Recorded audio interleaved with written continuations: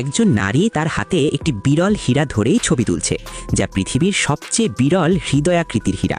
হীরাটিকে দেখে পাশে দাঁড়ানো মেকআপ আর্টিস্ট তার প্রতি আকৃষ্ট হয়ে কাছে আসে, কিন্তু সিকিউরিটি গার্ড তাকে সঙ্গে সঙ্গে থামিয়ে দেয়। নারীটির নাম মিয়ান।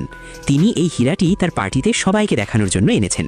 তিনি জানেন না একটি গ্রুপ ইতিমধ্যেই হীরা চুরি করার পরিকল্পনা করে ফেলেছে। পার্টির সময় মিয়ান সকলের সামনে হীরাটি দেখান।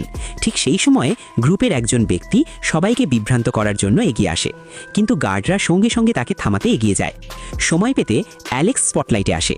সে নিজেকে হর্সম্যান ম্যাজিশিয়ান গ্রুপের সদস্য বলে পরিচয় দেয় এবং দাবি করে যে সে জাদুর মাধ্যমে হীরাটি নিজের হাতে নিতে পারে। মিয়ান তাকে কম গুরুত্বপূর্ণ মনে করেন।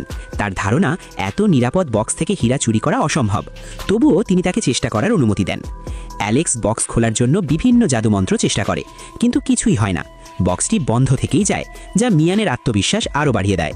কিন্তু ঠিক পরের মুহূর্তে একটি সাধারণ হাতের হালকা স্পর্শে বক্স হঠাৎ খুলে যায়।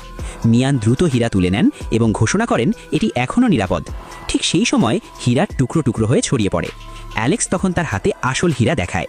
কেউ বুঝতেই পারে না সে এটি কিভাবে করল। মিয়ান তৎক্ষণাৎ বুঝতে পারেন হীরা চুরি হয়ে গেছে। তিনি গার্ডদের তাদের ধরার নির্দেশ দেন। গার্ডরা প্রতিক্রিয়া দেখানোর আগেই অ্যালেক্সের একজন সঙ্গী একটি গার্ডকে অচেতন করে পুরো দলকে নিয়ে পালায়। গার্ডরা তাদের অনুসরণ করে ছাদের দিকে পৌঁছায়। মনে হয় দলটি হেলিকপ্টারে চেপে পালাতে চলেছে।